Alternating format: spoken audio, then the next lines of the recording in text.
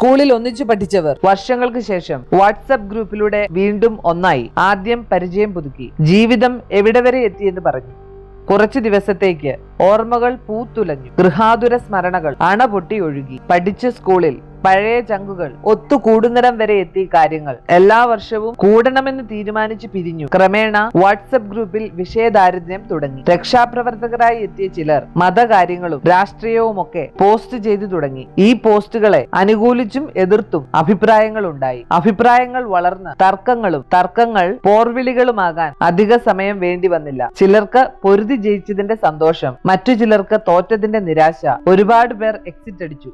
നശിച്ച തറവാട് പോലെയായ ഗ്രൂപ്പിൽ ഒരിക്കലും മിണ്ടിയിട്ടില്ലാത്തവർ ഉൾപ്പെടെ കുറച്ചുപേർ എന്തിനോ വേണ്ടി തുടർന്നു.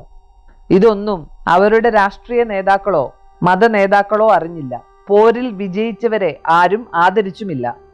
പിന്നെ ആർക്കു വേണ്ടിയായിരുന്നു ഈ യുദ്ധമത്രയും? വാട്സ്ആപ്പ് ഗ്രൂപ്പിൽ മാത്രമല്ല, ജീവിതത്തിലും വിശ്വാസവും രാഷ്ട്രീയവും ഒക്കെ വെറുക്കാനും വെറുപ്പിക്കാനും ഉള്ളതാകരുത്. അത് നമ്മളെ നയിക്കുന്നത് വീണ്ടെടുക്കാനാവാത്ത നഷ്ടങ്ങളിലേക്കായിരിക്കും.